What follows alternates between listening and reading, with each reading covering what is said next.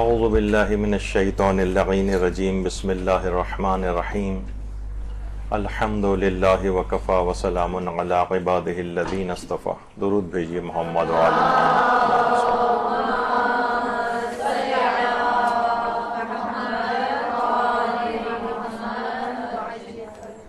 سب سے پہلے تو آپ سب لوگوں کو بہت بہت مبارکباد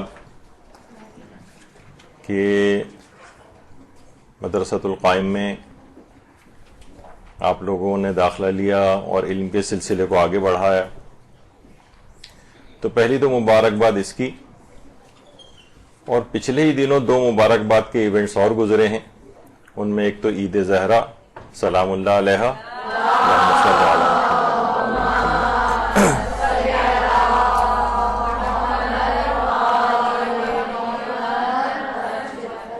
اور دوسرا میلاد صادقین حضرت رسول اللہ صلی اللہ علیہ وآلہ وسلم.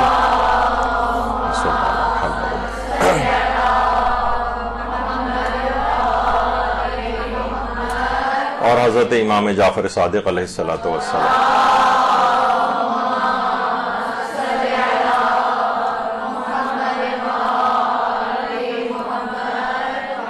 دیکھیے، علم کی اہمیت سے آپ سب لوگ واقف ہیں، ظاہر ہے اسی وجہ سے یہاں پر تشریف لائی ہیں علم حاصل کرنے.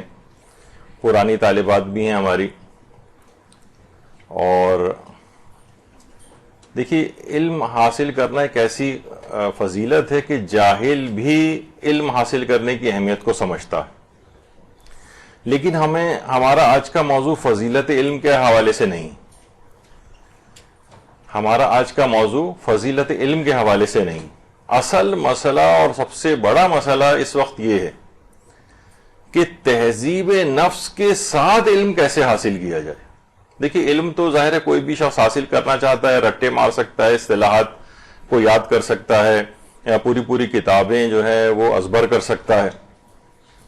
لیکن اصل مسئلہ ہے علم کے ساتھ اپنے باطن کو سنوارنا، اپنی روحانیت اور معنویت کو قوی کرنا، اللہ کی بارگاہ میں اپنے درجات کو حاصل کرنا، آخرت میں منہ دکھانے کے قابل بننا.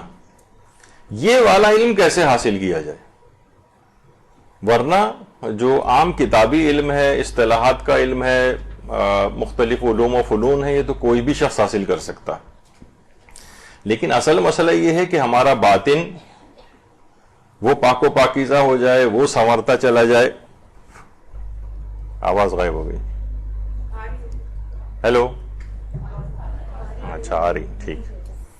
تو بہرحال تہذیب نفس کے ساتھ اس کو کیسے حاصل کیا جائے، اور ہمیں یہ بات محسوس بھی ہو کہ واقعی ہمارے اندر تبدیلی بھی آ رہی. امام خمینی ایک بہت ہی خطرے کی طرف نشاندہی فرماتے تھے. کہتے تھے خدا نہ کرے، اچھا یہ دینی طالب علموں سے کہتے تھے خاص طور پر یہ بات کہ خدا نہ کرے کہ اس سے پہلے کہ آپ کی تربیت مکمل ہو، اس سے پہلے معاشرہ آپ کی طرف مائل ہو جائے اور آپ لوگوں میں اپنے اثر و نفوذ کو پیدا کر لیں. خدا نہ کرے کہ ایسا ہو. اس صورت میں آپ شیطان سے ہار جائیں گے. دیکھیے، بڑی اہم بات ہے. یعنی اگر آپ نے تہذیب نفس کے بغیر یا خود سازی کے بغیر معاشرے میں شہرت حاصل کر لی، لوگ آپ کے گرویدہ ہو گئے، لوگ آپ کے آگے پیچھے پھرنے لگے، آپ بہترین تقریریں کرنے لگیں، آپ بہترین مجلسیں پڑھنے لگیں، اور لیکن کیا ہوا کہ آپ نے اپنے آپ کو سنوار نہیں پائیں، اندر سے بہت ساری اخلاقی برائیوں کا شکار رہیں. اب آپ کی مثلا ڈائری بھی بن گئی ہے، ہو سکتا ہے اور آگے معاملہ بڑھ جائے تو سیکریٹری وغیرہ بھی رکھنا پڑے، لوگ مجالس کے لیے اور درسوں کے لیے آپ سے رابطے کر رہے ہوں. تو اس صورت میں کیا ہوگا؟ لیکن تہذیب نفس حاصل نہیں ہو سکی. تو ایسے افراد ہمیشہ مزید علم حاصل کرنے سے بھی رہ جاتے ہیں. یعنی جن کو شہرت بہت زیادہ جلدی مل گئی، وہ علم حاصل کرنے سے رہ جاتے ہیں، اور معاشرے کے اندر ان کا اثر و نفوذ ہو جاتا ہے، جبکہ وہ ابھی اپنی تربیت کو مکمل نہیں کر سکے. ایک بہت بڑا مسئلہ ہے. ایسی خواتین کے ساتھ کیا ہوتا ہے؟ عام طور پر بہت جلدی وہ مدرسہ چھوڑ کر بھاگ جاتی ہیں کہ اب کیا ضرورت ہے، اب ادھر ادھر سے علماء کے تقریروں کے ٹکڑے، وہ اچھی باتیں ادھر ادھر سے جوڑ جاڑ کے وہ اپنے درس بنا کر تقریر بنا لیتی ہیں، لیکن کیا ہے کہ وہ اپنی اصلاح نفس سے بھی غافل ہو جاتی ہیں، مزید علم بھی حاصل نہیں ہو پاتا، کیونکہ جو اچیو کرنا تھا، انہوں نے شہرت ملنی تھی، لوگ ان کی طرف راغب ہونا تھا، وہ ہو گئے۔ تو امام خمینی فرماتے تھے کہ خدا نہ کرے کہ ایسا ہو، تو ہمیشہ آپ کوشش کریں کہ علم کے ساتھ ساتھ اپنے باطن کو بھی مکمل طور پر سنوارتی رہیں، تاکہ یہ لوگوں کی نگاہ، لوگوں میں مشہور ہونا، لوگوں میں جاہ و منصب، مقام و منزلت کا پیدا کرنا، یہ اس طرف آپ کا دماغ نہ جائے۔ دیکھیں یہاں تک ہوتا ہے کہ اس مرض کو اگر نہیں نکالا اور شروع سے اس کی نشاندہی اس وجہ سے بھی ضروری ہو جاتی ہے کہ آیت اللہ بروجردی ایک بات کہتے تھے، آیت اللہ حسین بروجردی۔ آیت اللہ بروجردی کے ایک ہمدرس تھے، کلاس فیلو، شروع سے ان کے ساتھ پڑھتے آ رہے تھے ظاہر ہے، لیکن وقت کے ساتھ ساتھ گزرنے کے آیت اللہ بروجردی مرجع تقلید بن گئے۔ ان کو اپنے اس ابتدائی کلاس فیلو کے متعلق پتہ چلا کہ وہ اس وقت حالت احتضار میں، یعنی وہ خود بھی بہت بوڑھے ہو چکے تھے، ظاہر ہے ان کے ساتھی حالت احتضار میں ہے، تو یہ ان کی عیادت کے لیے تشریف لے گئے۔ ظاہر ہے آپ کو پتہ ہے کہ بچپن کا کوئی دوست ہوتا ہے تو مرجع کے حوالے سے بھی اس سے ایک دلی تک تعلق ہوتا ہے۔ تو جب وہ حالت احتضار میں ان کے دوست موجود تھے، جب آیت اللہ بروجردی ان کی عیادت کے لیے گئے تو ان کے دوست نے کہا خدا نے مجھ پر بہت ظلم کیا، تم کو تو دیکھو مرجع تقلید بنا دیے، جبکہ ہم دونوں کلاس فیلو تھے اور میں ایک عام سا عالم دین رہا، میری معاشرے کے اندر کوئی شہرت ہی نہیں ہو سکی۔ اور یہ جملے کہتے ہوئے ہی ان کا انتقال ہو گیا۔ کتنی افسوس کی بات ہے، یعنی پوری زندگی انسان علم حاصل کرتے کرتے بوڑھا ہو گیا اور وہ خدا یعنی اپنے علم حاصل کرنے میں للہیت کو پیدا نہ کر سکا۔ اس کا مطمع نظر ساری زندگی غالباً یہ تھا کہ جاہ و مقام و منصب و منزلت کو جو ہے وہ حاصل کرے۔ تو طالب علم کبھی بھی اس طرح کی کسی چیز میں اپنے دماغ کو نہ لگائے، ٹھیک ہے علم حاصل مجھے ہوتا جائے، میں یعنی بیسک جو اس کی خواہش ہونی چاہیے کہ میں اپنی ذات کو سنوار لوں۔ یہاں پر یہ ہوتا ہے کہ طالب علم بہت ابتدا ہی سے مقتدی اور رہنما بننے کی ٹھان لیتا ہے، میں علم حاصل کر کے اور معاشرے کے اندر اس طرح سے جو ہے وہ کام کروں گا، ٹھیک ہے وہ اس کی نیت وہ اس لحاظ سے ہوتی ہے، جیسے آپ عام طور پہ 9th میٹرک وغیرہ کے بچوں سے پوچھتے ہیں کہ تم بڑے ہو گے کیا بنو گے، تو کہتا ہے میں سرجن بنوں گا، تو میں جو ہوں پائلٹ بنوں گا مثلا۔ تو اس طرح کی ایک علمی لحاظ سے بڑا ہونے کی خواہش تو ایک الگ بات ہے، لیکن مقام و جاہ و منزلت کو حاصل کرنا، بس لوگوں کا خیال رکھنا کہ لوگوں میں مشہور ہو جاؤں، لوگوں میں میری شہرت ہو جائے، لوگ میرے آگے پیچھے پھریں، یہ خود بخود شیطان دماغ میں ڈال دیتا ہے۔ اس سے اپنے آپ کو ہر صورت میں بچانا۔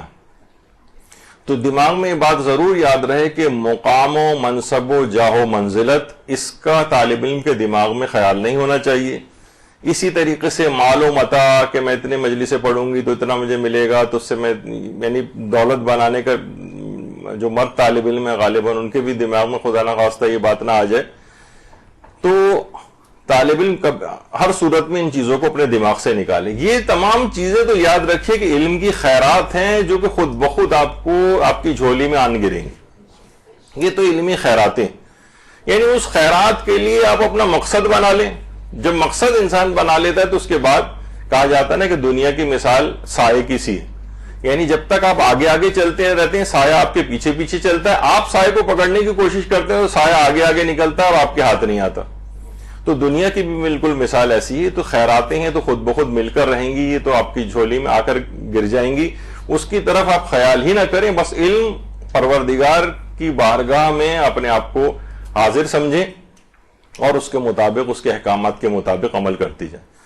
کتنے ہمارے علماء ایسے گزرے ہیں کہ جو چند شرائط پر اپنی شاگردی میں قبول کیا کرتے تھے، کہتے تھے یہ شرطیں تم قبول کرو گے تو میں اپنی شاگردی میں قبول کروں گا، ورنہ قبول نہیں کروں گا۔ جس میں سے پہلی شرط یہ ہوتی تھی کہ ضرورت سے زیادہ مال جمع کرنے کی نیت نہیں ہوگی، کیونکہ طالب علم بہت شروع ہی سے، یہاں ہم دیکھتے ہیں کہ بہت سے طالب علم، بعض اوقات لوگوں کی مجبوریاں بھی ہوتی ہیں، میں چند مستثنیات کو چھوڑتے ہوئے ایک عمومی بات کر رہا ہوں کہ یہاں سے ٹیوشن پکڑ لوں اور وہاں سے ٹیوشن پکڑ لوں، 1000 وہاں سے آ جائیں اور 2000 وہاں سے آ جائیں اور وہاں سے آ جائیں، تو وہ بس وہ اسی میں ہی لگا رہتا ہے پیسے کمانے کی. اور تھوڑے دن بعد دینی طالب علم، جو مرد دینی طالب علم ہے، اب خواتین بھی اس طرح سے، یعنی وہ پیسہ بنانے کے چکر میں زیادہ لگ جاتے ہیں اور اپنی تعلیم کی طرف سے ان کی توجہ ہٹ جاتی. تو یہ فرماتے تھے کہ دیکھو اس صورت میں تمہیں اپنی شاگردی میں قبول کروں گا کہ ضرورت سے زیادہ مال جمع کرنے کی نیت نہیں ہوگی. دوسری یہ کہ تم یہ والی نیت بھی نہیں کرو گے کہ میں مقام و منصب و منزلت کو حاصل کروں، بس اپنی اصلاح باطن کے حوالے سے تمہیں جو ہے علم حاصل کرنے کی نیت رکھنی ہے. لیکن یہ کہ میں یہ بن جاؤں اور وہ بن جاؤں اور معاشرے میں میرا ایسا ہو جائے اور ویسا ہو جائے، اور آپ جو مزید بہت اچھے جو علماء ہیں اور معاشرے میں جن کی بہت زیادہ شہرت ہے، آدمی بعض اوقات ان کو آئیڈیالائز کرنے لگتا ہے اور کہتا ہے کہ میری بھی ایسی شہرت ہو جائے، مجھے بھی لوگ اسی طرح سے آئیں، مجھے لے کر جائیں اور گاڑیوں میں در سے در ملکوں اور غیر ملکی دورے جو ہے میں کرتا رہوں.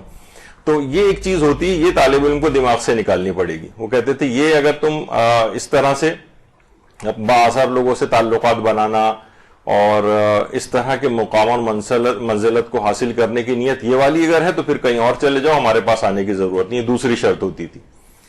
تیسری شرط یہ ہوتی تھی کہ شاگرد لازمی طور پر خود کو گناہوں سے بچائے گا. لازمی طور پر خود کو گناہوں سے بچائے گا. اگر گناہوں سے نہیں بچا پا رہا ہے، وہ کہتے تھے کہ یعنی اگر تم اپنے آپ کو اتنا کمزور محسوس کرتے ہو تو ٹھیک ہے، ہمارے پاس سے چلے جاؤ، کوئی اور جگہ تلاش کر لو. ان 3 شرطوں پہ ہم تمہیں اپنی شاگردی میں قبول کریں گے.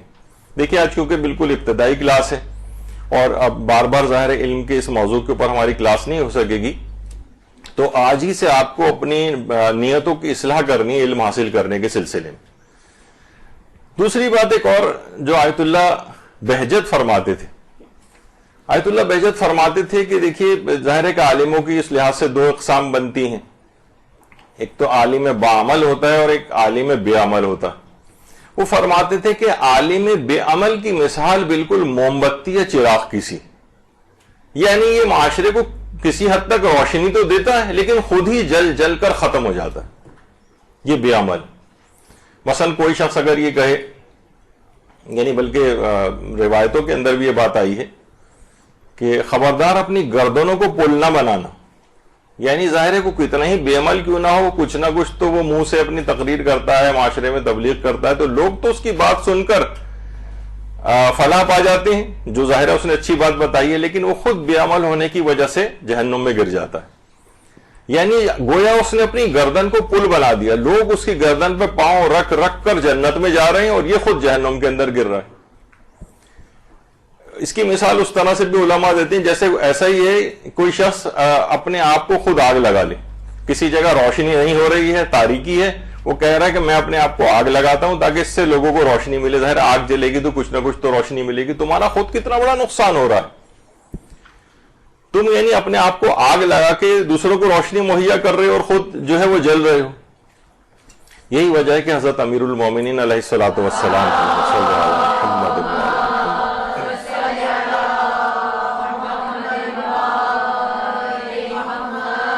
فرماتے تھے کہ قسم ظاہری، میری کمر توڑ دی ہے 2 افراد نے. ایک تو عالم بے عمل نے اور جاہل با عمل نے. کیونکہ دیکھیے جاہل جو ہے نا وہ اپنی زہد نمائی سے لوگوں کو جہالت پر عامل بناتا. آپ نے دیکھا ہوگا بہت ساری خواتین بھی اس طرح کی ہیں کہ الٹے سیدھے قسم کے اعمال انجام دے رہی ہیں، کچھ خیالی قسم کے مستحبات انجام دے رہی ہیں، خرافات کے اوپر عمل ہو رہا ہے، سنی سنائی باتوں کی طرف عمل ہو رہا ہے، سنی سنائی چیزیں اور عملیات پتہ نہیں کون کون سے غیر شیعہ جو افراد نے اپنی طرف سے گھڑ رکھے ہیں وہ لوگ ایک دوسرے کو فارورڈ کیے جا رہے ہیں. باطل عبادات. تو جو جاہل بعمل ہوتا ہے وہ جہالت کو فروغ دے رہا ہوتا ہے، جاہل بعمل. اور عالم بے عمل جو ہے یہ لوگوں کو دین سے متنفر بناتا ہے. یہ دیکھیے یہ ہیں عالم دین، یہ دیکھیے ان کی حرکتیں، یہ دیکھیے یہ ہیں مدرسۃ القائم کی طالبہ، دیکھیے وہاں پڑھنے جاتی ہیں اور اپنی ان کی حرکتیں دیکھیے کیسی، یہ دیکھیے ان کا حجاب کیسا ہے، یہ دیکھیے جب خود اپنی شادی کی تقریب یا اپنے گھر میں شادی کی تقریب ہوئی تو انہوں نے دیکھیے وہاں پہ حجاب اتار دیا. تو کیا ہے کہ جو عالم بے عمل ہے یہ جو طالب علم بے عمل ہے یہ لوگوں کو دین سے متنفر کرتا ہے. حضرت امیر فرماتے ہیں کہ ان دونوں لوگوں نے میری کمر توڑ دی. یعنی عالم بے عمل یہ لوگوں کو بھی دین سے متنفر کرتا ہے, اور جاہل باعمل جو الٹے سیدھے عمل انجام دے کر اور باطل عبادات کے ذریعے معاشرے کے اندر موجود ہوتا ہے. تو دیکھیے, تہذیب نفس کے ساتھ اگر کوئی شخص علم حاصل نہ کرے, یا عموماً اس کی ایک مثال علماء بڑی اچھی دیتے ہیں. عام طور پر آپ دیکھتے ہیں کہ سرجن کے پاس ایک چھری ہوتی ہے جس سے وہ نشتر جسے کہا جاتا ہے, چاقو ہوتا ہے جس سے وہ علاج کرتا ہے, اسی کے ذریعے وہ سرجری کرتا ہے, لوگوں کو صحت ملتی ہے. وہی چاقو, اچھا اس کی بہت ساری اس طرح کی اقسام بھی ہوتی ہیں, یہ بھی سرجن استعمال کرتے ہیں. ہمارے ہاں ایمپوٹیشن وغیرہ کے لیے استعمال ہوتے ہیں اس قسم کے چاقو, یعنی جسم کا کوئی عضو کاٹنا ہے پورا تو اس طرح کے چاقو. تو یہ سرجن کے جب ہاتھ میں یہی والا چاقو ہوتا ہے تو اس سے زندگی ملتی, اور یہی چاقو اگر کسی لاپرواہ شخص کے ہاتھ میں آ جائے تو بھی کیا کرے گا, دوسروں کو قتل کرے گا, دوسروں کو نقصان اس سے پہنچائے گا. بس یہی حساب ہم آپ کا بھی ہے. تو دیکھیے, ایٹم بم کی مثال عام طور پر علماء اس میں دیتے ہیں کہ جن لوگوں نے بھی ایٹم بم ایجاد کیا تھا یا اس ایٹم بم کو گرایا تھا, وہ کیا کم عالم تھے؟ دنیاوی لحاظ سے تو علم تھا, کتنے بڑے سائنسدان تھے, لیکن کیا ہے کہ ہزاروں لاکھوں لوگوں کی موت کا سبب وہ علم بن گیا. تو ایسا نہ ہو خدا نہ خواستہ کہ یہ علم حاصل ہو جائے, اس میں کچھ اصطلاحات حاصل ہو جائیں, اس میں کچھ دلائل آپ کو چیزوں کے پتہ چل جائیں, لیکن نفس پاکیزگی حاصل نہ کرے تو بالکل اسی طریقے سے معاشرے کے اندر گمراہی پھیلتی چلی جاتی. یہی وجہ ہے کہ بات کہی جاتی ہے کہ علم بغیر عمل وبال, علم بغیر عمل کے ایک وبال بن جائے گا. وبال ایک پریشانی, ایک بہت زیادہ مصیبت کے اندر انسان گرفتار ہو جاتا ہے. اور العمل بغیر علم ضلال, بغیر علم کے جو عمل ہے وہ صرف اور صرف گمراہی ہے. وہ آپ دیکھیں گے معاشرے کے اندر کہ جس طریقے سے لوگ اس بنا پر اعمال کو انجام دے رہے ہیں. تو بہرحال یہ ایک بہت خوفناک قسم کی بات ہے, اور اسی وجہ سے ہر سال تقریباً میں جملہ آیت اللہ دستغیب شیرازی کا دہراتا ہوں. اس میں انہوں نے یہی جملہ ارشاد فرمائے کہ تقریر میں یہ بات یاد رکھیے کہ ہمیشہ مقرر کے اثرات ہوتے ہیں اور تحریر میں محرر کے اثرات ہوتے ہیں. مثلا کیوں یہ برے قسم کے ناول اور یہ قصے کہانیاں پڑھنا کیوں حرام قرار دیا گیا؟ کیونکہ یہ اس میں جو لکھنے والا ہے اس کی اپنی تمام خباثتیں بھی آپ کے اندر وہ منتقل کر دیتا ہے. یعنی جو تحریر کے اندر محرر کے اثرات لکھنے والے کے اثرات ہوتے ہیں, تقریر کے اندر مقرر کے اثرات ہوتے ہیں. یعنی اگر کوئی برا آدمی تقریر کر رہا ہو تو وہ اپنے اثرات حاضرین کے اندر ٹرانسفر کرتا ہے. اسی طریقے سے کوئی عالم بعمل تقریر کر رہا ہو تو وہ اپنی اچھائیاں حاضرین کے اندر ٹرانسفر کر رہا ہوتا ہے. تو اس لحاظ سے تہذیب نفس کا حاصل کرنا بڑا ضروری ہے. یعنی علم حاصل کرنے کے ساتھ جب آپ معاشرے میں تبلیغات کے لیے نکلیں گی تو آپ کو اپنے اثرات نیک کو سامعین کے اندر ٹرانسفر کرنا ہے. ورنہ آپ دیکھتے ہیں کہ عام طور پر اس قسم کے افراد جو کہ بے عمل قسم کے ہیں, بعض اوقات صاحبان علم میں بھی ہوتے ہیں, بعض اوقات ذاکرین حضرات کے اندر بھی ہوتے ہیں, تو وہ کوئی بتکلف کوئی وہ تبلیغی اور دین کی بات کرتے بھی ہیں تو لوگوں کے اندر کوئی اثر نہیں ہوتا, اور معاشرہ اتنی زیادہ تقریریں سننے کے بعد بھی اس کے اندر کوئی تبدیلی واقع نہیں ہو رہی ہوتی, سوائے اس کے کوئی عالم بعمل یا کوئی ذاکر بعمل جو ہے وہ تقریر کر رہا ہو. تو یہ تمام چیزیں ایسی ہیں. اور ایک اور چیز جو امام خمینی خاص طور پر بات بیان فرماتے تھے, وہ کہتے تھے کہ غیر مہذب دل کے اندر جتنے مفاہیم علمی جمع ہوتے چلے جائیں گے, غیر مہذب دل, یہ آپ کا دل اور آپ کی عقل, اس کے اندر جتنے بھی مفاہیم علمی جمع ہوتے چلے جائیں گے, اسی قدر حجابات کے اندر اضافہ ہوتا چلا جائے گا, اسی قدر ظلمانی پردوں کے اندر اضافہ ہوتا چلا جائے گا. یعنی گویا غلاف آپ کے قلب اور دل کے اوپر پڑتے چلے جائیں گے. یعنی یہ جو مفاہیم زیادہ بڑھ رہے ہیں علمی, اور دل غیر مہذب ہے تو گویا یہ پردے ہیں جو آپ کے دل کے اوپر پڑتے چلے جا رہے ہیں، یہ سیاہی ہے جو دل کے اوپر بڑھتی چلی جا رہی، یہ ایک بہت بڑا ایک خطرناک چیز ہے، تو اس سے اپنے آپ کو بچانا ہے۔ تہذیب نفس کے ساتھ اب علم کیسے حاصل کیا جائے؟ تہذیب نفس کے ساتھ، یہ آپ نے ابھی تک بڑی تمہید سنی، اس کی علماء کی زبانی کچھ مثالیں سنی۔ سب سے پہلی چیز جو علماء فرماتے ہیں کہ جس سے انسان تہذیب نفس حاصل کر سکتا ہے وہ یہ ہے کہ تہذیب نفس کے سلسلے میں اس کے پاس کوئی استاد موجود ہو۔ استاد جب بھی ہمارے چوتھے امام زین العابدین علیہ السلام ارشاد فرماتے ہیں،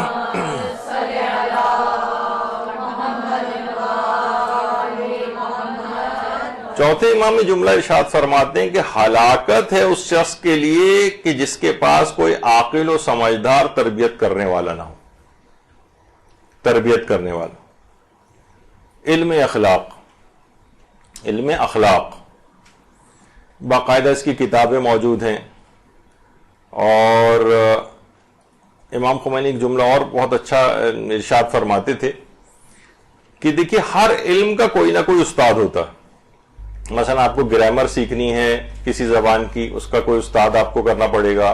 کوئی شخص انجینئر بن رہا ہے، اس کے کتنے اساتید اس کے بنیں گے۔ میڈیکل کالج کے اندر کوئی شخص ڈاکٹر بن رہا ہے، کتنے استاد اس کو پڑھانے والے ہوتے ہیں۔ آپ کو میتھ سیکھنا ہے، اسی طریقے سے آپ کو حتیٰ کہ جو چھوٹے چھوٹے اور اس لحاظ سے علوم ہیں، پلمبنگ سیکھنی ہے، کوئی کارپینٹر بننا ہے، کوئی موٹر میکینک بننا ہے، اس کے لیے بھی کوئی نہ کوئی استاد ہونا چاہیے۔ فقہ سیکھنی ہے، فقہ بغیر استاد کے آپ کیسے سیکھیں گے؟ اصول فقہ سیکھنے ہیں، منطق و فلسفہ مثلا کوئی شخص حاصل کرنا چاہتا ہے، یعنی ہر دینی علم کا کوئی نہ کوئی استاد ہے، ہر دینی علم کا۔ تو وہ فرماتے تھے کہ کیسے ممکن ہے کہ علم اخلاق کا کوئی استاد نہ ہو؟ اور پیغمبر اسلام جب بھی ختمی مرتبہ صلی اللہ علیہ وآلہ وسلم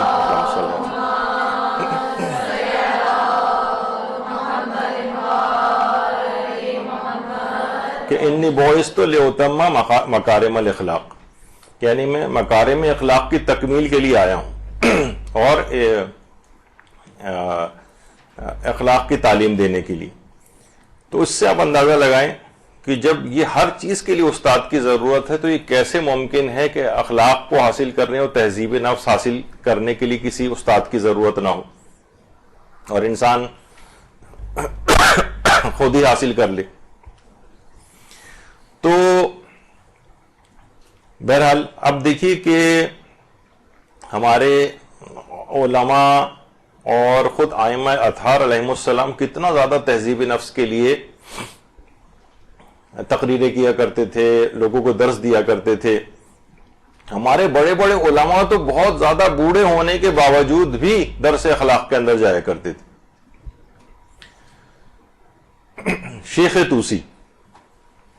توسی کے متعلق ملتا ہے کہ 85 سال کی عمر میں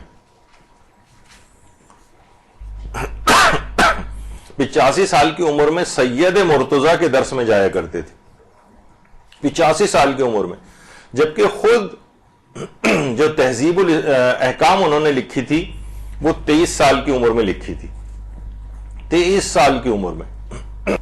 تو شیخ عباس قمی صاحب مفاتیح الجنان، ان کے درس اخلاق میں تقریباً 1000 علماء اور طالب علم شریک ہوتے تھے، 1000 علماء، 1000 طالب علم، اور 3 گھنٹے مسلسل درس ان کا چلتا تھا، 3 گھنٹے مسلسل۔ خود شہید مطہری کے متعلق یہ بات ملتی ہے کہ نہج البلاغہ کا درس لینے کے لیے جاتے تھے، اور بہت بڑے بڑے علماء کی بھی اگر مثالیں دیں تو آپ خود دیکھیں گے امام خمینی جیسا مرد عارف آیت اللہ جواد ملکی تبریزی کے درس میں جایا کرتا تھا۔ جب ان کا تبریز میں درس ہوتا تھا، یہ امام خمینی کے استاد تھے، تقریباً 400 کے قریب طالب علم اور علماء وہاں پر شریک ہوتے تھے۔ ایک کتاب ہے گنجینہ دانش مندان، ان کے ایک شاگرد باقاعدہ کہتے ہیں جواد ملکی تبریزی کے جو امام خمینی کے استاد تھے، کہ میں نے خواب میں دیکھا کہ ایک صحرا ہے اور حضرت امام زمانہ علیہ الصلوۃ والسلام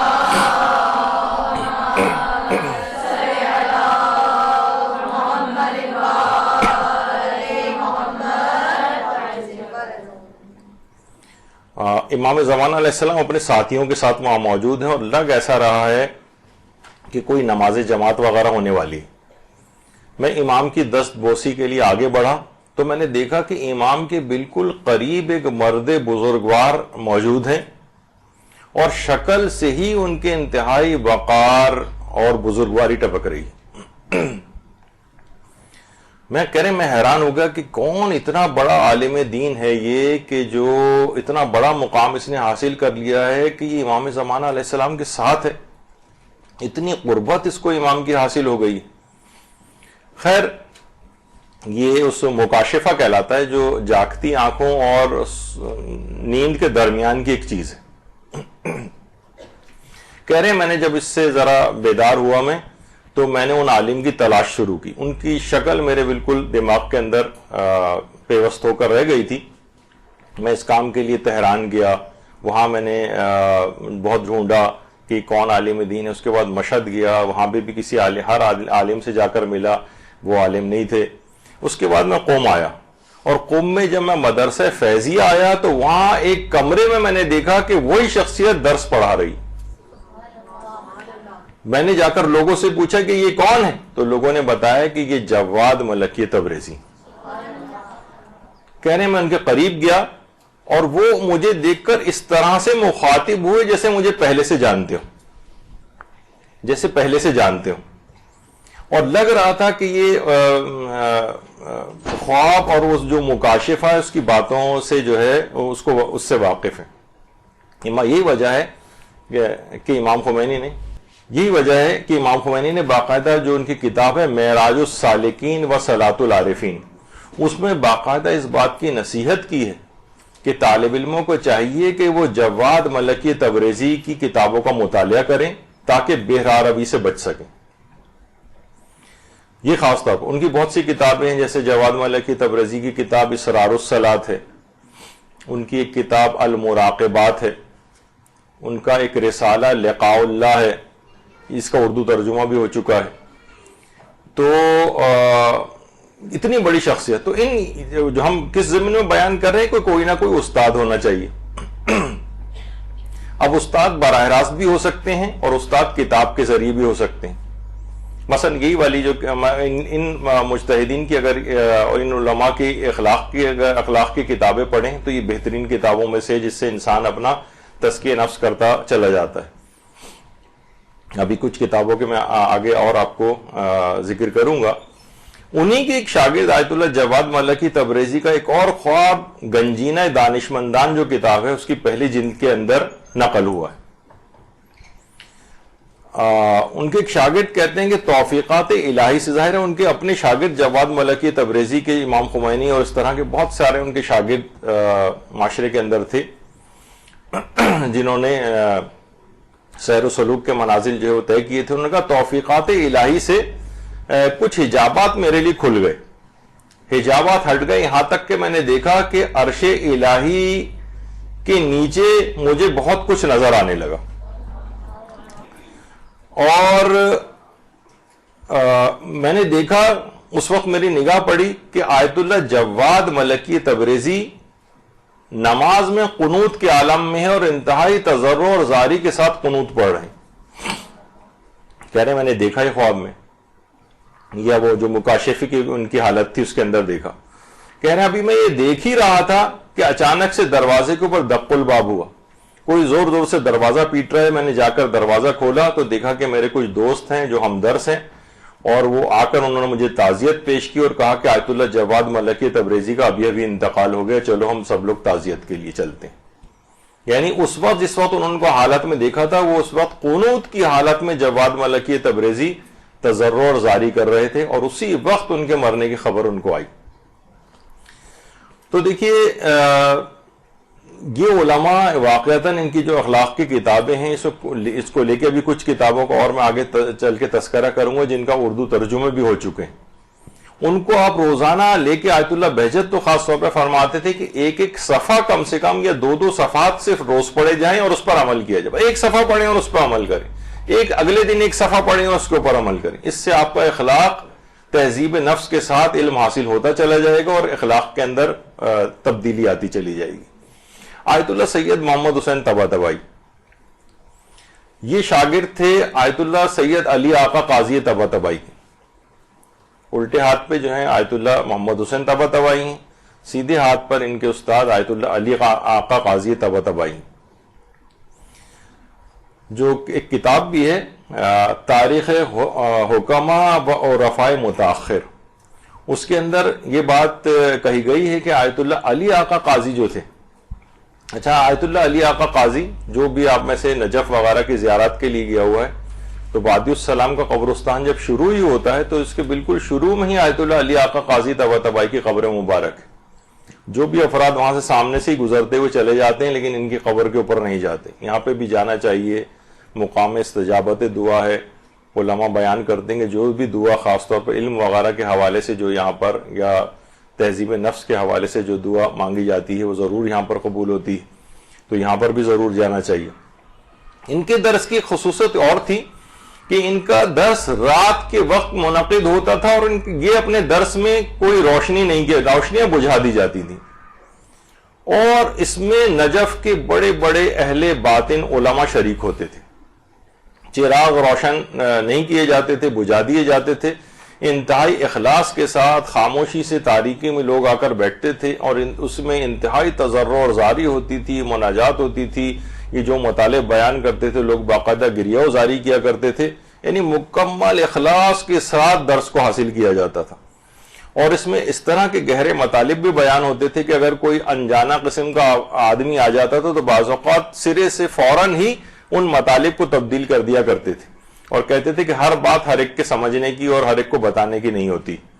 ہر شخص کا ظاہر ہے کہ ایک وہ ہوتا ہے, معیار ہوتا ہے. نجف سے کربلا ہمیشہ یہ ان کی تھی کہ پیدل جاتے تھے, کبھی بھی آج تک کبھی کسی شخص نے ان کو گاڑی میں جاتے نہیں دیکھا تھا. تو بہرحال بتانے کی بات یہ ہے کہ درس اخلاق جو ہے وہ بہت زیادہ ضروری ہے. طالب علم عام طور پر دیگر علوم میں اتنے زیادہ منہمک ہو جاتے ہیں کہ وہ پھر اخلاق کی طرف سے جو ہے ان کی توجہ ہٹ جاتی, اپنے باطن کی درستگی کی طرف سے ان کی توجہ ہٹتی چلی جاتی. وہ تو میں نے یہی کہا بھی آپ سے کہا کہ ضروری نہیں ہے کہ کوئی باقاعدہ کوئی ایک ویسا استاد ہی آپ کریں. عام طور پر کتنے علماء ہیں ایسے کہ جن کو آپ گھر بیٹھے بھی جن سے درس اخلاق جو ہے وہ لے سکتی ہیں. جیسے ہمارے استاد محترم مولانا صادق حسن صاحب قبلہ ہیں, ان کے کتنے ہی درس اخلاق ایک بہت بڑی کثیر تعداد کے اندر انٹرنیٹ پہ اور مختلف سائٹس کے اوپر دستیاب ہیں. آپ اس پر ان کی جو تقاریر ہیں وہ لے کر سن سکتی ہیں.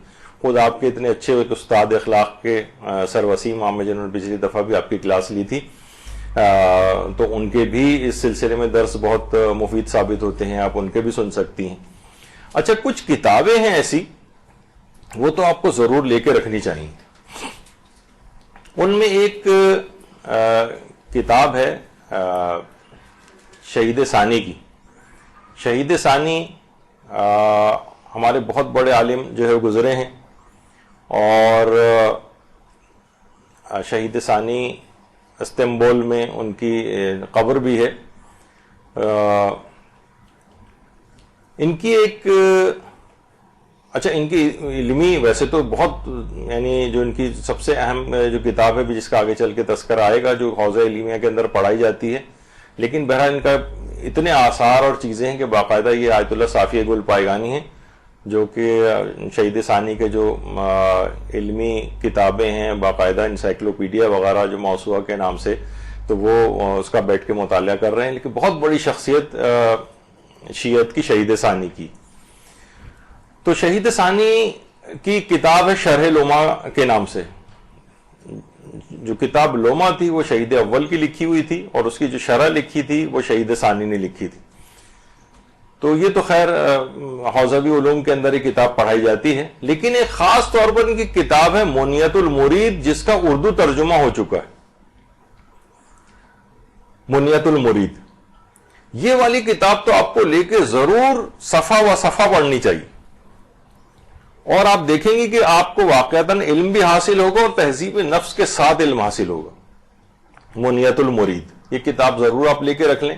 اور تیسری ایک اور کتاب ہے اس میں, روحانی شاہین کا طرز پرواز. یہ آقا نصیر الدین طوسی کی لکھی ہوئی, اس کا بھی اردو ترجمہ, ویسے تو شرح آداب المتعلمین, یعنی آداب المتعلمین پھر اس کی شرح لکھی ہے, اور اردو میں یہ کتاب روحانی شاہین کا طرز پرواز کے نام سے, روحانی شاہین کا طرز پرواز, یہ بھی آپ ضرور لیجئے, بہترین کتاب ہے. یہ واقعتاً یہ 3-4 کتابیں اگر یہ آپ کے پاس آ جائیں اور اس پر آپ صفحہ و صفحہ عمل کر لیں تو آپ خود دیکھیں گے کہ بہت روحانی ترقی آپ کو ملے گی. تو پابندی سے اس کتاب کا مطالعہ, ان کتابوں کو پڑھ کر کتنے ہی علماء اور طالب علم ایسے ہیں جنہوں نے اپنے کردار کو سنوار لیا. اس کے علاوہ ایک اور کتاب بھی ہے, وہ ہے معراج السعادہ, جو کہ اردو میں عروج السعادہ کے نام سے, عروج السعادہ. اس کے لکھنے والے ہیں ملا احمد نراقی. ملا احمد نراقی کی کتاب ہے. یہ تھوڑی سی نسبتاً ضخیم کتاب ہے, لیکن واقعتاً اس کو اگر کوئی پڑھ کر اس کتاب کے اوپر عمل کر لے تو اس کا نفس انتہائی پاک و پاکیزہ ہو جائے گا. اور ہمارا موضوع بھی آج کا یہی ہے کہ علم حاصل کرنے کی فضیلت پہ ہم بات نہیں کر رہے, وہ تو آپ نے پچھلی دفعہ بھی سن لی, آئندہ بھی سنتی رہیں گی, اور امید یہ ہے کہ انشاءاللہ وہ علم حاصل ہوتا رہے گا. لیکن تہذیب نفس سے کہیں غافل نہ ہو جائیں, یہ اور اس کا تذکرہ ہم بار بار نہیں کر سکیں گے, اس وجہ سے آج ہی سے اس کو پلو میں اپنے باندھ لیں, اور یہ کتابیں ممکن ہو تو بازار سے لے کر ہمیشہ کے لیے اپنے گھر میں رکھیں, اور گاہے بگاہے ان کتابوں کا مطالعہ کر لیں. بلکہ ایک سائڈ ٹیبل کے اوپر ایک ٹیبل لیمپ, اور روزانہ سونے سے پہلے ایک صفحہ صرف فقط اس کتاب کا, ان کتابوں میں سے کسی ایک کا پڑھ لیا کریں, اور آہستہ آہستہ ان سب کے اوپر اور اس کے اوپر عمل کریں. پھر آپ دیکھیں گے کہ واقعتاً کتنا آپ کے اپنے اندر تبدیلی محسوس ہوتی. اور آیت اللہ بہجت یہی فرماتے تھے, خاص طور پہ ملا احمد نراقی کی کتاب عروج السعادہ کے متعلق فرماتے تھے کہ چند صفحات روزانہ اس کا مطالعہ کر کے اس پر انسان اگر عمل کرے اور اپنے اوپر منطبق کر لے تو وہ تہذیب نفس کا حامل ہو جائے گا. اچھا اب دیکھیے کتابوں کے نام ابھی تو میں اور بھی بتاؤں گا. کتابوں کی دیکھیے 2 اقسام ہوتی ہیں. ایک تو کتابیں وہ ہوتی ہیں جو فقط مطالعہ کے لیے, ٹائم پاس کرنے کے لیے ہوتی ہیں, بس آپ کا اور کوئی مقصد نہیں ہوتا, بس یہ کہ آپ نے کتاب اٹھائی اور بس ایسے ہی آپ نے اس کو پڑھنا شروع کر دیا, جس کی واضح طور پر مثالیں یہی افسانے, ڈائجسٹ, قصہ کہانیوں کی کتابیں, اس طرح کی جو چیزیں ہوتی ہیں یہ ہوتی ہیں. جیسے 3 عورتیں 3 کہانیاں آپ نے پڑھنا شروع کر دی. ویسے وہ سنا ہے کہ زیادہ تر مرد حضرات پڑھتے ہیں 3 عورتیں 3 کہانیاں, جس طرح سے کہا جاتا ہے کہ ضرورت رشتہ کے اشتہارات زیادہ تر شادی شدہ افراد دیکھتے ہیں. تو بہرحال اسی طریقے سے اس کے اندر یعنی جو کتابوں کی 2 اقسام ہیں, جس میں سے ایک قسم یہ ہے کہ جس کا مقصد فقط بس ٹائم پاس کرنا ہے, قصہ کہانیوں کی کتابیں. لیکن دوسری جو اقسام ہے کتابوں کی, اس میں تو جب تک عمل کا ارادہ نہ ہو بالکل بکواس ہے, یعنی آپ نے گویا اپنے وقت اور پیسے ضائع کی. مثلا اگر کوئی شخص یوگا پہ کتاب خرید کے لے کر آیا اور اس کا یوگا کی ورزشیں کرنے کا ارادہ ہی نہیں, تو بالکل ایک فضول کام اس نے کیا. یوگا کی کتاب لانے کا مقصد ہے کچھ نہ کچھ آپ اس کو دیکھ کر آپ اس پہ عمل کریں گے. کچھ آپ ایکسرسائز کی کتابیں لے کر آئی ہیں تو اس کا کچھ نہ کچھ اس کا مقصد یہ ہونا چاہیے کہ اس کے مطابق عمل کریں گے. کوئی شخص چاہتا ہے کہ میرا وزن کم ہو جائے اور وہ وزن کم کرنے کی کتابیں لے کر آئے تو 1000 کتابیں بھی وزن کم کرنے کی پڑھ لے, 1 اونس بھی کم نہیں ہوگا اگر اس پہ عمل نہیں کرے گا. تو مثلا اگر کوئی شخص, مثال دی جاتی ہے کہ جیسے پنکھا کوئی خرید کے لائے اور اس کا مقصد ہوا خوری ہو ہی نہ, ہوا حاصل کرنا ہی نہ ہو, بس لا کے اس نے رکھ دیا, تو لوگ کہیں گے بھائی جب کیوں لے کر آئے ہیں آپ اس کو, جبکہ آپ کا کوئی اس میں کوئی ہوا لینے کا ارادہ ہی نہیں ہے آپ کا. جس طریقے سے کہا جاتا ہے گھروں میں جاگنگ مشین لوگ شوق میں خرید کر لے کے آ جاتے ہیں, اور اس کے بعد میں کہا جاتا ہے کہ صرف نہانے کے بعد تولیہ ٹانگنے کے کام آتی ہے. تو اس کا مقصد کیا ہے, کیوں لے کر آئے ہیں؟ جب تک کہ آپ کا جاگنگ کرنے کا اس کے اوپر ارادہ نہیں ہو تب تک آپ کے لیے وہ مشین لانا بالکل عبث اور بیکار. تو بس بالکل اسی طریقے سے علم اخلاق کی کتابیں، آپ لاکھ ان کو صرف وہ ناول کی طرح پڑھنے والی کتابیں نہیں ہوتی جب تک کہ آپ کا اس کے اوپر عمل کرنے کا ارادہ نہ ہو. تو یہ بہت اہم بات ہے. تو اسی طریقے سے جو آپ نے کتابیں سنی اس میں ایک کتاب تذکرۃ المتقین بھی ہے. مجھے ابھی تک یہ پتا نہیں ہے کہ اس کا اردو ترجمہ ہوا ہے یا نہیں ہوا ہے. بہرحال یہ کتابیں، یہ جو کتاب ہے تذکرۃ المتقین، یہ 3 بڑے علماء اخلاق کی تحریروں، ان کے خطوط اور جو دستور العمل وہ اپنے طالب علموں کو دیتے تھے اس پر مشتمل. ان میں ایک تو ملا حسین قلی حمدانی، یہ تو خود آیت اللہ علی آقا قاضی کے بھی استادوں میں سے ملا حسین قلی حمدانی، انہوں نے جو دستور العمل طالب علموں کے لیے دیے ہیں وہ ہیں اس کے اندر. اس کے علاوہ آیت اللہ سید احمد کربلائی، ان کے دستور العمل اور ان کی جو چیزیں طالب علموں کو بتاتے تھے انتہائی نادر، انتہائی نایاب، اور انسان واقعتاً تہذیب نفس کا حامل ہوتا چلا جائے، وہ اس کے اندر موجود ہیں. اور آیت اللہ شیخ محمد بہاری، یہ 3 علماء جو ہیں ان کے چیزیں اس کتاب تذکرۃ المتقین کے اندر شامل کی گئی ہیں. اور اس کتاب کو لکھنے والے شیخ اسماعیل تبریزی ہیں، جن کا تخلص ہی تائب تھا، توبہ کرنے والا، یعنی اتنا مقدس جس نے یہ ساری چیزیں جو ہیں اس میں جمع کی. تو یہ اس کتاب کا تو مجھے دیکھنا پڑے گا، پتہ نہیں، شاید یقیناً دل کرتا ہے کہ شاید یہ کتاب بھی ترجمہ ہو چکی ہو، ذرا مارکیٹ میں دیکھنی پڑے گی. اس کے علاوہ البتہ ایک کتاب اور ہے جس کا ترجمہ ہو چکا ہے اردو میں، اور یہ 2 والیوم میں، اور یہ میری جو ابھی تک میں نے کتابیں بتائیں ان میں سب سے پسندیدہ کتاب یہ بعد میں بنی، اور یہ اخلاق عملی. آیت اللہ مہدوی کنی، آیت اللہ مہدوی کنی ان کی کتاب ہے جن کا ابھی 2014 ہی میں انتقال ہوا ہے. اس کا بھی اردو ترجمہ ہو چکا ہے اور 2 والیوم کے اندر ہے. اس کا بھی اگر روزانہ ایک صفحہ پڑھا جائے تو یہ انسان واقعتاً تہذیب نفس کی طرف اپنے آپ کو لے جا سکتا ہے. تو اب دیکھیے، جب آپ ان کتابوں کے اوپر عمل کریں گے تو گویا، یعنی اگر ان کی کتابوں کو پڑھ کے عمل شروع کر دیا تو گویا ایک مجسم، ایک آپ شخصیت اختیار کر لیں گی جو کہ تہذیب نفس کی حامل ہوگی. جیسے کہ کہا جاتا ہے نا کہ علامہ اقبال جو تھے، علامہ اقبال کے ایک استاد تھے شمس العلماء میر حسن، شمس العلماء کا ان کو خطاب دیا گیا تھا. تو لوگوں نے علامہ اقبال سے پوچھا تھا کہ آپ کے جو استاد تھے شمس العلماء میر حسن، انہوں نے کوئی کتاب بھی لکھی تھی؟ تو علامہ اقبال کہتے تھے کہ ان کی زندہ کتاب میں خود ہوں، میں خود ہوں. یعنی مقصد یہ ہے کہ اگر کوئی شخص واقعتاً ان کی تمام فرمودات اور چیزوں کے اوپر عمل کرے تو وہ خود ایک زندہ حقیقت جو ہے وہ بن سکتا ہے. تو ان علماء کی کتابیں جو ہیں، جو تہذیب نفس کے متعلق انہوں نے لکھی ہیں، ان پہ انسان روزانہ ایک صفحہ پڑھ کر اگر عمل شروع کر دے تو خود دیکھے گا کہ میرے اندر کتنی تبدیلی واقع ہوتی جا رہی ہے. جیسے کہ یہ منیت المرید، تو اس میں شہید ثانی نے لکھا ہے کہ ایسے افراد سے بچو کہ جو فقط کتاب کو پڑھ کر یعنی عالم بننے کی کوشش کرتے ہیں. اس سے کیا ہوتا ہے کہ ان کا فساد اصلاح کرنے والوں سے بھی زیادہ ہوتا ہے.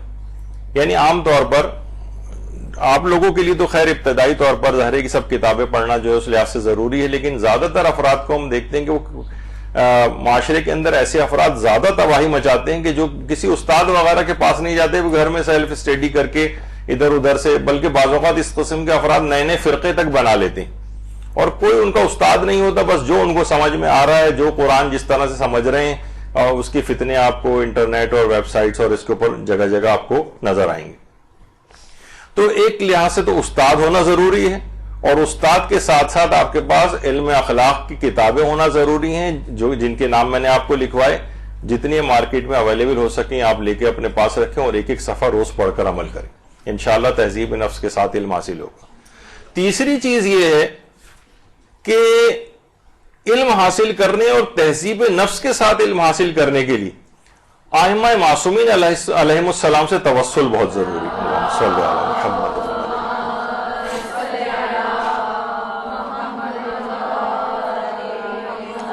دیکھیں، علم کے خزانے ان شخصیات کے پاس ہیں. کیا یہ ممکن ہے کہ کسی شخص کی مرضی کے بغیر، اس سے توسل کیے بغیر اس سے وہ خزانہ حاصل کیا جا سکے؟ یہ ممکن نہیں.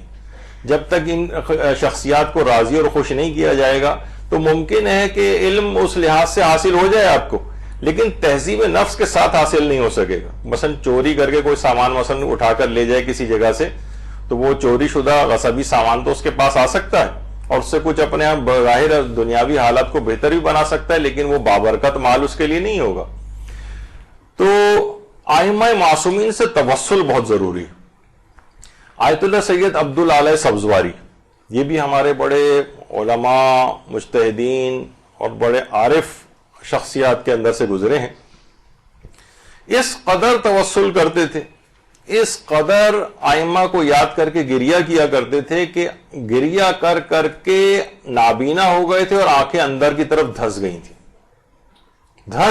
آنکھیں اندر، اس قدر گریہ کرتے تھے، جس کی ایک وجہ علماء یہ بھی بتاتے ہیں کہ وہ مکاشفے کے ذریعے کربلا کے مناظر کو ایک مرتبہ اپنی آنکھوں سے دیکھ لیا تھا۔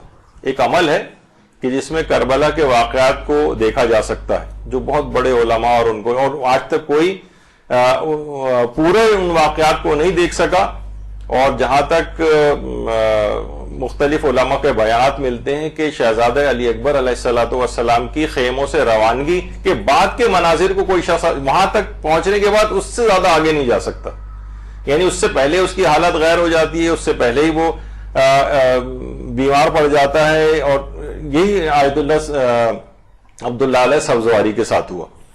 یعنی روتے روتے اس قدر جب بھی یاد آتی تھی اس قدر روتے تھے کہ بہرحال کہا جاتا ہے ان کے متعلق کہ زہد و تقوی میں سلمان زمانہ کہے جاتے تھے، اور گریہ و زاری کے اعتبار سے یعقوب زمان کہا جاتا تھا۔ خیر یہ چیزیں بہت زیادہ اس طور پر آج کل کے دور میں ذرا فتنہ انگیزی بھی اس کے اندر آ گئی کہ ہر عالم کو کسی نہ کسی بڑی شخصیت سے جو ہے وہ کر دیا جاتا ہے کہ یہ ان کی مثل ہے اور ان کی مثل ہے، یہ اس طرح سے بہرحال اس کو پسندیدہ نہیں سمجھا گیا۔ تو بہرحال ان کی کثرت گریہ سے اس قدر امام کو یاد کر کے روتے تھے کہ آنکھیں چلی گئی تھیں، اور باقاعدہ جو نجف میں مسجد سبزواری ہے وہاں پر ان کی قبر مبارک بھی۔ تو ائمہ سے توسل، امام خمینی کے متعلق بھی یہ بات کہی جاتی ہے کہ جتنے عرصے بھی امام خمینی نجف اشرف میں رہے تھے، جتنے عرصے بھی تقریباً روزانہ ہی حرم امیر المومنین جاتے تھے زیارت کے لیے، اور جبکہ سمجھیں کہ 50 درجے جو ٹیمپریچر وہاں پر شدید گرمی نجف میں ہو رہی ہوتی تھی، اس قدر بڑھاپے کے عالم میں بھی، اتنی کمزوری کے عالم میں بھی، جس میں روزہ تقریباً 18 گھنٹے کا ہوتا تھا، تمام روزے رکھا کرتے تھے، اور نماز مغرب و عشاء اور تمام نوافل ادا کرنے کے بعد افطار کیا کرتے تھے۔ اور نجف میں تقریباً 15 سال تک بالکل ایسا ہی معمول رہا ہے، اور زیارت جامع کبیرہ جس کو پڑھنے میں تقریباً گھنٹہ بھر لگتا تھا، رات کو حرم امیر المومنین میں قبر حضرت امیر کے قریب بیٹھ کر اس زیارت جامع کبیر کو پڑھا کرتے تھے۔ یعنی ان تمام دعاؤں، اذکار، زیارات، ائمہ سے توسل، اتنے علم کے باوجود بھی ان تمام چیزوں سے انسان کو اٹیچ رہنا چاہیے، بالکل، حتیٰ کہ دعا اور اس سے بھی غافل نہیں ہونا چاہیے۔ طالب علم عام طور پر سوچتا ہے کہ بس میں علم حاصل پڑھوں گا تو علم حاصل ہو جائے گا، نہیں، دعائیں بھی ساتھ ساتھ کریں۔ امام خمینی کے متعلق بھی کہا جاتا ہے کہ جس وقت فرانس میں وہ جلا وطن تھے تو باقاعدہ امام خمینی نے قوم کے 3 علماء کو خطوط لکھے تھے اور کہا، اور ان سے خصوصی دعا کی گزارش کی تھی انقلاب کی کامیابی کے سلسلے میں۔ تو دعاؤں سے انسان کبھی بھی غافل نہیں ہو سکتا۔ طالب علم کو بھی چاہیے کہ اپنی علم کے لیے، اپنی تہذیب نفس کے لیے مسلسل دعائیں بھی کرتا رہے۔ قصص العلماء جو ہمارے ایک عالم کی کتاب ہے علامہ تنکابنی کی، قصص العلماء، اس میں ایک واقعہ ہے آیت اللہ سید محمد باقر وحید بیبہانی کا۔ اب یہ بہت مشکل نام آتے ہیں، اور عام طور پہ لوگ اعتراض بھی کرتے ہیں ہم پہ کہ بھئی آپ زیادہ ہی عالموں کا تذکرہ اس کے اندر کرنے لگیں۔ تو دیکھیے عام طور پر ائمہ معصومین کے سب یہ غلاموں کا تذکرہ ہو رہا ہے، اور اتنے بڑے مقامات کو ان لوگوں نے حاصل کیا ہے، ان کی باتیں لوگوں کو پتہ نہیں چلتی ہیں۔ اور آیت اللہ باقر وحید بیبہانی وہ ہیں کہ جنہوں نے اخباریت کو باقاعدہ شکست دی تھی۔ آپ کو پتہ ہے کہ ایک فرقہ ایک زمانے میں ابھرا تھا جو اجتہاد و تقلید کا انکار کرنے والا تھا، تو آیت اللہ باقر وحید بیبہانی نے ان کو شکست دے دی تھی۔ یہ اس قدر اتنا علم رکھنے کے استاد الکل فی الکل کہا جاتا ہے، کہ اس قدر توسل کے اوپر یقین رکھتے تھے کہ زیارت سید الشہداء کے لیے جب یہ تشریف لے جاتے تھے، اللہم صلی علی محمد و آل محمد،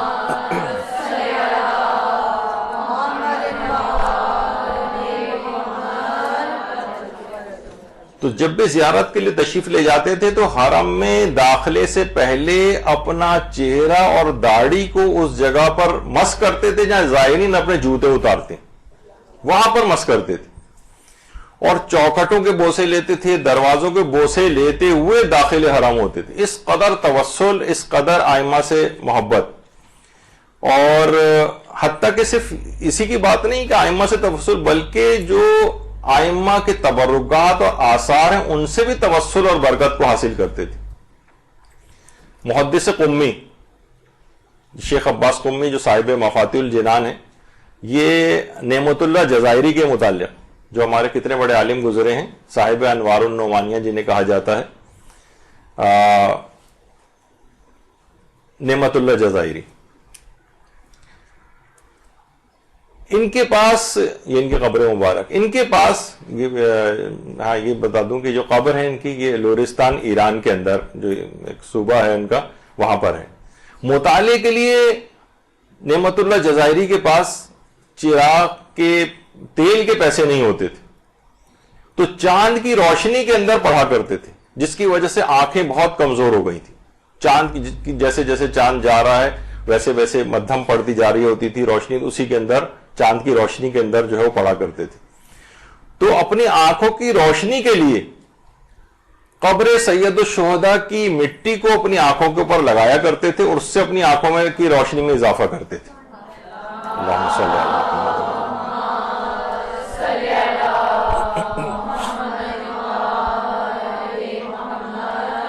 اور شیخ عباس قمی یہ بات کہتے تھے کہ یعنی اس پہ کوئی تعجب آپ کو نہیں ہونا چاہیے کہ سید الشہداء کی قبر کی مٹی سے آنکھیں کس طرح سے جو ہے وہ شفا پا رہی ہیں. کہتے ہیں شیخ عباس قمی یہ بات کہتے تھے کہ افعا کے نام سے جو ایک سانپ ہے، افعا، جب یہ اس کی آنکھوں کی بینائی کم ہو جاتی ہے تو یہ مخصوص گھاس کے پاس جاتا ہے، اس گھاس سے اپنی آنکھوں کو رگڑتا ہے، اس سے اس کی آنکھوں کی بینائی تیز ہوتی. ایک سانپ ہے باقاعدہ، ایک بہت ہی زہریلا سانپ، اس کی آنکھوں کی بینائی کے متعلق شیخ عباس قمی نے لکھا ہے کہ افعا جو سانپ ہے یہ اپنی آنکھوں کو اس خاص قسم کی گھاس پر جا کر رگڑتا ہے، اس سے اپنی آنکھوں کی بینائی کو تیز کرتا ہے. تو فرماتے ہیں کہ پھر یہ کیسے تعجب کیا جا سکتا ہے کہ قبر ایک گھاس کے اندر تو یہ صلاحیت شفا ہو سکتی ہے کہ کسی کی آنکھوں کو بینائی مل رہی ہے کسی جانور کے، تو یہ کیسے ممکن ہے کہ قبر سید الشہداء کے متعلق انسان شک کرے کہ اس سے یہ شفا یابی حاصل نہیں ہو سکتی. تو وہ خود فرماتے ہیں کہ میں خود قبر سید الشہداء کی مٹی کو، جب میری آنکھیں کمزور ہوتی ہیں تو میں، اور اس کے ساتھ ساتھ میں قبور ائمہ کی جو مٹی ہے اس کو میں اپنی آنکھوں کے اوپر لگاتا ہوں، یعنی اس سے بھی توسل اور شفا یابی کو جو ہے حاصل کرتا ہوں. تو اور امید ہے مجھے کہ اس سے میری دنیا اور آخرت دونوں میں میری آنکھیں اب روشن رہیں گی اور وہاں پر مجھے کوئی تاریکی کا سامنا نہیں کرنا پڑے گا. اللہم صلی علی محمد.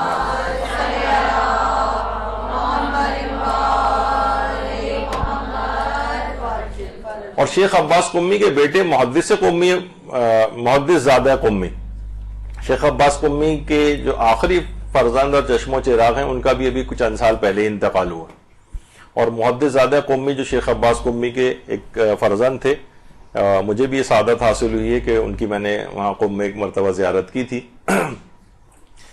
تو وہ یہ فرماتے ہیں کہ وفات سے اپنی 2 سال پہلے شیخ عباس قمی کی آنکھوں میں شدید تکلیف ہو گئی تھی، شدید درد تھا، شدید تکلیف تھی، آنکھیں بالکل کھل نہیں رہی تھیں، پڑھنا ان کا تقریباً ناممکن ہو گیا تھا. مسلسل گریہ کر رہے تھے کہ شاید خاندان پیغمبر مجھ سے ناراض ہو گیا کہ میں اب علوم کو دیکھ کر نہیں پڑھ پا رہا ہوں. تو ان کے بیٹے کہتے ہیں میں نے دیکھا کہ وہ بیٹھے جو ہے زار و قطار رو رہے ہیں اور کہہ رہے ہیں کہ میں تو پڑھ ہی نہیں پا رہا ہوں. تو بہرحال انہوں نے کہا کہ میری جوانی کا دور تھا، ان کے بیٹے کہتے ہیں میں مدرسے پڑھنے چلا گیا، جب وہاں سے واپس آیا تو دیکھا شیخ عباس قمی نے کتابیں بکھیری ہوئی ہیں ان کے سامنے پھیلی ہوئی ہیں اور اس میں سے مطالب کو لکھ رہے ہیں اور آنکھیں بالکل ٹھیک ہیں. کہا کہ بابا جان یہ کیا ہوا, یہ آپ کی آنکھیں کیسے صحیح ہو گئی؟ جب میں گیا تو اس وقت تو آپ بہت شدید تکلیف میں تھے, ممکن ہی نہیں تھا کہ کوئی چیز دیکھ کر پڑے. تو انہوں نے کہا کہ بیٹا تمہارے جانے کے بعد میں نے وضو کیا اور قبلہ رخ ہو کر میں نے اصول کافی جس میں ائمہ اطہار کی احادیث ہیں اس کی تحریر کو اپنی آنکھوں سے لگایا, اور آنکھوں سے لگانا تھا کہ میری آنکھوں کا تمام درد و تکلیف اسی وقت دور ہو گئی. اور اس کے بعد ان کے بیٹے کہتے ہیں کہ وفات تک شیخ عباس قمی کی آنکھوں میں کوئی تکلیف سرے سے وارد ہی نہیں ہوئی. اللہم صلی اللہ علیہ وسلم.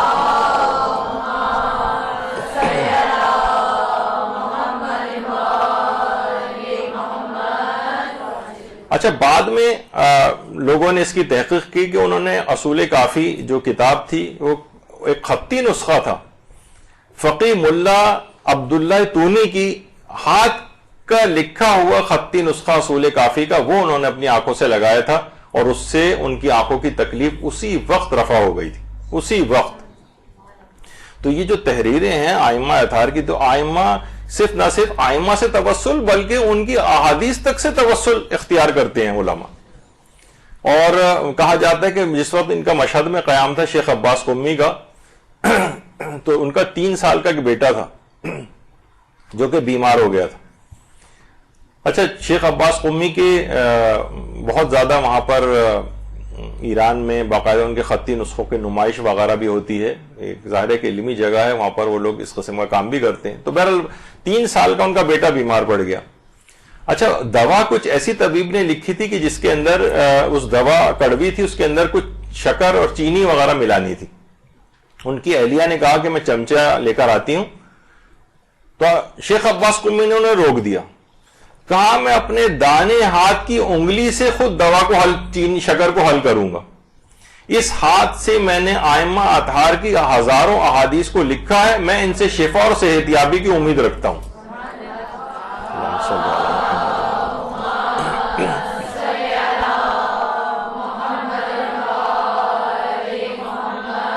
اور اس کے بعد اپنی انگلی سے ہی چینی کو اس دوا کے اندر ملایا اور بچے کو وہ دوا پلائی اور وہ بچہ صحت یاب ہو گیا.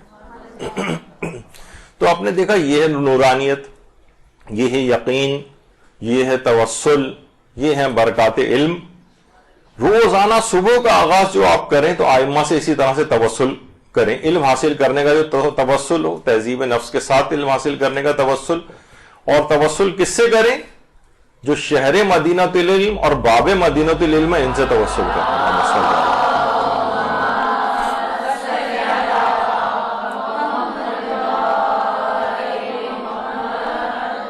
اور کن سے توسل کریں؟ جو باقر العلوم ہیں اور جن سے مذہب جعفری پھیلا, امام جعفر صادق, علم کی کتنی آبیاری ہوئی.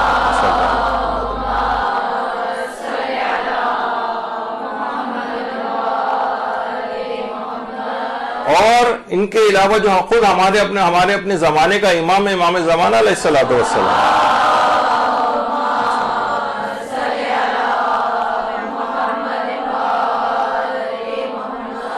تو یہ نورانیت, یہ برکت ان سے حاصل ہوگی. یعنی علم کے خزانے, اگر علم ان کی بارگاہ سے ہمیں حاصل ہو تو اس کے ساتھ لازم ہے کہ تہذیب نفس حاصل ہوگی. یعنی یہ ممکن ہی نہیں کہ ان کی بارگاہ سے ایسا علم حاصل ہو جس سے ہمارے نفس کے اندر کوئی اصلاح نہ ہو. یعنی ائمہ سے اگر توسل کیا جائے, ان شخصیات سے توسل کیا جائے, تو ان کی بارگاہ سے جو چیز عطا ہوگی, وہ جو علم عطا ہوگا, وہ تہذیب نفس کے ساتھ ہی حاصل ہوگا انشاءاللہ. تو یہ ایک بہت اہم چیز ہے کہ ائمہ سے توسل, ان کی احادیث سے توسل, اس کے بغیر علم اور تہذیب نفس حاصل نہیں ہو سکتی. اس کے بعد ایک اگلی چیز کہ جس سے آپ تہذیب نفس کو حاصل کر سکتی ہیں, وہ یہ ہے کہ ایک مرتبہ نیک اعمال اور مستحبات سے بھی توسل کو آپ اس سے بھی توسل کریں, اپنے نیک اعمال سے. یعنی مستحبات کے اوپر آپ کثرت کے ساتھ عمل کرنا شروع کر دیں. بہت بہرحال خواتین کے اندر یہ بات ہے کہ وہ زیادہ ثواب کس میں ہوتا ہے حاصل کرنا, اس میں ان کی ایک نیت ہوتی ہے. مردوں کی نسبت زیادہ مستحبات کی طرف مائل ہوتی ہیں عام طور پر خواتین. جیسے کہ ابھی ان کا ذکر ہو رہا تھا، ملا حسین قلیہ مدانی جو علی آقا قاضی کے بھی استادوں میں سے تھے، ان کے متعلق کہا جاتا ہے کہ وہ دائم المراقبہ تھے. خود ان کی اپنی قبر مبارک حرم کے اندر موجود ہے. تو بہرحال ملا حسین قلیہ مدانی ان کے متعلق کہا جاتا ہے کہ دائم المراقبہ تھے، اور حتیٰ کہ جس وقت وہ درس دے رہے ہوتے تھے درس دیتے دیتے خاموش ہو جاتے تھے اور اپنے آپ کو تصور میں لے کے آتے تھے کہ میں محضر خدا کے اندر حاضر ہوں. تو نیک اعمال سے کس طرح سے توسل، جیسے ان کے متعلق ملتا ہے کہ طولانی سجدوں کے اندر بہت مشہور تھے. ان کی بہت شہرت عبادت کی اور طویل طویل سجدے. یہی وجہ ہے کہ وہ اپنے شاگردوں کو بھی بہت نصیحت کرتے تھے اور کہتے تھے کہ حصول علم میں یا پروردگار کی طرف بلند ہونے میں کچھ رکاوٹیں، وہ اور 4 قسم کی رکاوٹوں کو کہتے تھے کہ یہ ان پہ تمہیں ان کا رخ موڑ دینا چاہیے. وہ فرماتے تھے پہلی رکاوٹ ہے زیادہ بولنا، زیادہ سونا، زیادہ کھانا اور لوگوں سے زیادہ ملنا. یہ 4 چیزیں ایسی ہیں کہ جو کہ اللہ کی طرف پہنچنے سے روک دیتی ہیں اور علم کے حصول کے اندر بھی رکاوٹ ڈالتی. تو وہ کہتے تھے کہ مثلا کسی کو زبان چلانے کا اپنی بہت شوق ہے بولنے کا، تو اس کو ذکر میں استعمال کرے، اذکار میں استعمال کرے، ذکر الہی زبان کے اوپر جاری کرے، امر بالمعروف و نہی عن المنکر کرے. اس سے ٹھیک ہے، ابھی بھی تو تم بول ہی رہے ہو نا. اب یعنی کسی کو بولنے کا زیادہ شوق ہے تو اپنی زبان کو آپ دوسری سمت کے اندر لے جائیں اس کو. کسی کو مثلا سونے کا شوق ہے، ابھی ہم اس کے اوپر بھی تھوڑی سی شاید اگر آج موقع ملا تو آج گفتگو، لیکن بہرحال اپنے سونے کو کم کر کے عبادت اور اطاعت کی طرف لے کر آئیں. لوگوں سے میل جول کا کسی کو اگر بہت زیادہ شوق ہے تو تبلیغات کے سلسلے میں میل جول اپنا رکھیں، یعنی رشتہ داروں سے ملنے میں ذرا اعتدال سے کام لیں، کیونکہ آپ کو پتہ ہے کہ بہت زیادہ ملنے میں وہی غیبتیں ہوں گی، وہی جھوٹ ہوگی، وہی لڑائیاں آپس میں ہونے لگتی ہیں. تو ایک خاص وہ بھی رکھنا چاہیے، بیچ میں ایک فاصلہ ہونا چاہیے. بہرحال بہت زیادہ اتنا کثرت سے ملنا یہ آپ کی روحانیت کو نقصان پہنچائے گا. تو اسی طریقے سے کھانے کے لیے بہت زیادہ اپنے منہ کو انسان استعمال کر رہا ہے تو اسی منہ کو پھر تبلیغات دین کے سلسلے میں استعمال کرے.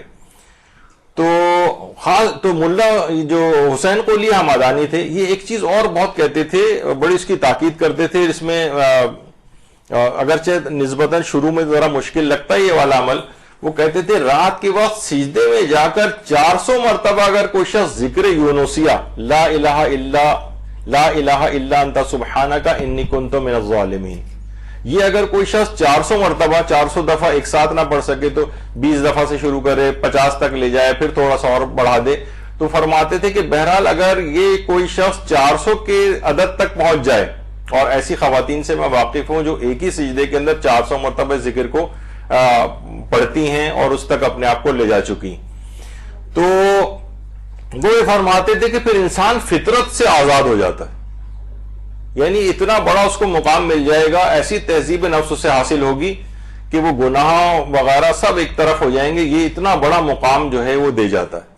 تو تھوڑے سے ابتدا کریں، یقین کیجئے کہ جب شروع میں کریں گے تو ظاہر ہے کہ 10-20 کے بعد ہی آپ کے سر میں درد ہونے لگے گا. اور تو وہ اصل میں اس وجہ سے کہ سجدوں کی ہمیں عادت نہیں، سیکنڈز کے سجدوں کی عادت ہے نمازوں کے اندر. جس طریقے سے وہ کہا جاتا ہے نا کوا اس طرح ٹھونگے مارتا ہے، اس طرح سے نماز وغیرہ عام طور پر پڑھی جاتی ہے. تو کثرت کے ساتھ اگر یہ والا ذکر پڑھا جائے، خاص طور 400 دفعہ تک لے جائے تو انسان بہت بڑے مقام کو حاصل کر سکتا ہے. اور یہ خود یہ بھی ایک ضروری چیز ہے جس میں ان کے متعلق ہی بات ملتی ہے ملا حسین قلیہ مدانی کی، کہ ان کے والد خاص طور پر ان کے لیے دعا کرتے تھے، ان کے والد، کہ میرا بیٹا عالم دین بنے. جبکہ ان کے والد پہلے گلہ بانی وغیرہ کیا کرتے تھے، جانور وغیرہ چراتے تھے، پھر اس کے بعد کفاش ہو گئے تھے، یہ موچی اور جوتے بنانے والے وغیرہ کا کام کرتے تھے، لیکن اپنی اولاد کے لیے عالم دین بننے کی دعا کرتے تھے. تو ملا حسین قلیہ مدانی جیسا عالم جو ہے وہ بنا. اور علماء جو یہ خاص طور پر ان مستحبات، یعنی ایسا نہ ہو کہ علم حاصل آپ کرنے جائیں تو ان چیزوں سے آپ بالکل لا تعلق ہوتی چلی جائیں کہ ٹھیک ہے ہم علم حاصل تو کر رہے ہیں لیکن ان کی کیا ضرورت ہے کہ ہم یہ والی چیزیں ان مستحبات کے اندر پڑھیں. ابھی جیسے کہ آپ نے سنا آیت اللہ سید عبدالعلی سبزواری کا بہرحال ایک تو یہ کہ عید غدیر کے دن پیدا ہوئے تھے، جس طریقے سے آیت اللہ سیستانی جو ہیں ان کو یہ سعادت بہرحال ملی تھی کہ عید زہرا کے دن آیت اللہ سیستانی پیدا ہوئے ہیں، یہ عید غدیر کے دن پیدا ہوئے تھے۔ ان کی خصوصیت یہ تھی کہ عبداللہ سبزواری کی دیکھیں ایک مرجع مجتہد کتنی زیادہ مصروفیات ان کے پاس ہوتی ہیں، لیکن اس کے باوجود ہر ہفتے میں ایک قرآن کی تلاوت کر کے ختم کیا کرتے تھے، ہر ہفتے پورا ایک قرآن ختم کرتے تھے، اور رات کے وقت روزانہ زیارت امیر المومنین کے لیے جاتے تھے، لوگوں کو امر بالمعروف اور نہی عن المنکر بہت زیادہ کیا کرتے تھے، اور مستحبات کے اوپر عمل کرنے کی بہت ہی زیادہ تاکید کرتے تھے، اور کسی بھی واجب نماز کے بعد نوافل کو کبھی بھی ترک نہیں کرتے تھے۔ یہ خاص ان کی ایک سیرت کا پہلو تھا، بہت خاص سیرت، اور خاص طور پر جو زیارت اتباط عالیات یعنی جو ائمہ معصومین کی زیارت ہے، اس کو تو دو افراد کے لیے کہتے تھے اتنی مؤثر ہیں کہ جیسے کوئی حد اور انتہا نہیں۔ ایک تو کہتے تھے مرحومین کے لیے، یعنی باقاعدہ جب انسان جائے تو اپنے مرحومین کی نیابت کے اندر زیارت کرے، لوگوں کو نائب بنا کے اپنے مرحومین کی زیارت، ائمہ معصومین کی زیارت کے لیے بھیجے، اپنے مرحومین کی طرف سے نائب بنا کر، اپنی طرف سے نائب بنا کر، اور فرماتے تھے یہ جو زیارت ہے ایک تو خود مرحومین کے لیے بہت فائدہ مند ہے، اور ذوی الحقوق جو ہیں، مثلا ہم نے کسی کا حق مارا ہے، اب اس کو کیسے راضی کریں، وہ مثلا چلا گیا، تو کہتے تھے کہ اس کے لیے بھی زیارت کا ثواب بہت ہی زیادہ مؤثر، کہ اگر آپ نے زیارت کا ثواب ایسے افراد کے لیے بخش دیا کہ جن کے آپ نے حق مارے ہیں، کوئی مالی یا کوئی اور تکلیف پہنچائی ہے، تو یہ جب ثواب ان کے سامنے رکھا جائے گا تو لازمی وہ اس ثواب کو لے کے آپ کو معاف کر دے گا۔ تو یہ خاص طور پر، اور خود زیارت امام حسین علیہ السلام کے لیے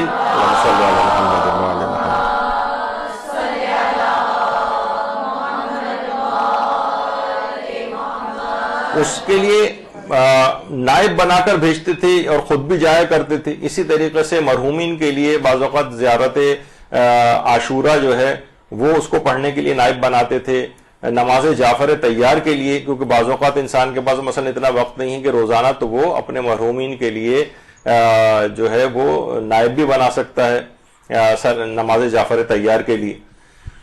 تو دیکھیے یہ سب چیزیں، واقعات اور قصے جو علماء کے بھی بیان ہو رہے ہیں، جو قرآن کے اندر بھی ہے کہ یا رسول کو سورہ یوسف کا جو قصہ ہے ایک بہترین قصہ بیان کر رہے ہیں، تو اس کی وجہ یہ ہوتی ہے کہ تاکہ جو یہ قصے ہیں یہ صاحبان عقل کے لیے یہ عبرت کا باعث ہوتے ہیں، یعنی ہمیں یہ جو ہم تمام علماء کے جو قصے آپ کے سامنے بیان ہو رہے ہیں، تو اب دیکھیں نا کہ جو علماء آپ کے سامنے ہوتے ہیں ان کی 70 80 90 100 سال کی عمروں کا پورا نچوڑ وہ آپ کو جو ہے اس قصے کے اندر پتہ چل جاتا ہے کہ یہ مقام انہوں نے کیسے حاصل کیا۔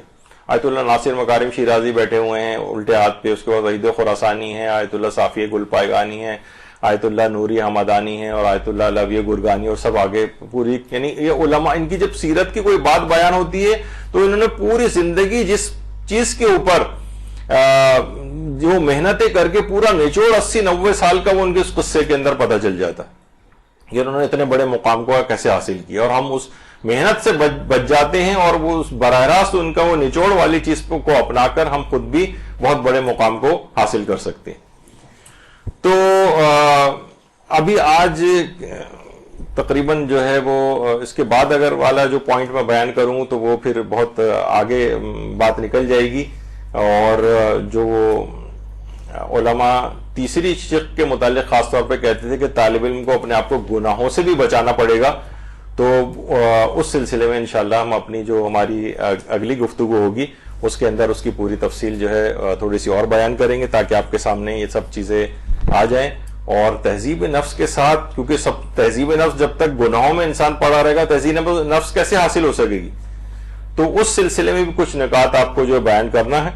تو خاص طور پر آج آپ نے دیکھا کہ بہرحال ایک استاد کے حوالے سے ہماری گفتگو ہوئی، کچھ خاص علم اخلاق کی کتابیں ہیں جو آپ کو لے کے جن کو پڑھنا چاہیے، ائمہ سے توسل، اور اس کے بعد یہ تمام جو واقعات علماء ہیں ان کو بھی اگر آپ اس لحاظ سے پڑھیں تو ان سے بھی بہت کچھ ان کی زندگیوں سے ہمیں حاصل ہوتا ہے، اور کچھ چیزیں مطالب اور جو کہ آج بیان ہو جانے چاہیے تھے لیکن اتنا وقت نہیں رہا، دوسرا لیکچر بھی اب شروع ہونے والا ہے، تو انشاءاللہ اگلی نشست کے اندر کوشش کریں گے کہ اس موضوع کو مکمل کریں، لیکن اس کو بالکل اس طرح سے ایک سادہ طریقے سے علم حاصل کرنے کو نہ لیں، بس آئیں گے کتابیں پڑھیں گے، کچھ چیزیں حاصل ہو جائیں گی، کچھ دلائل حاصل ہو جائیں گے، کچھ اصطلاحات کا پتہ چل جائے گا، اچھی کچھ مجلسیں پڑھنے لگیں گے، ذرا شہرت ہونے لگے گی، لیکن یہ کیا ہے کہ انسان کے آخرت بخیر ہو جائے، آخرت میں منہ دکھانے کے قابل ہو جائے، آئمہ کی بارگاہ میں سرخرو ہو جائے، یہ تہذیب نفس کے ساتھ جو علم حاصل ہوگا اس کے ذریعے ممکن ہو سکے گا۔ اسی کے یہ طریقے بیان ہو رہے ہیں جو انشاءاللہ اگلی جو ہماری گفتگو ہوگی اس میں کچھ مزید باتیں اور مطالب بیان ہوں گے۔ جب تک کے لیے اجازت دیجیے، والسلام علیکم ورحمۃ اللہ وبرکاتہ۔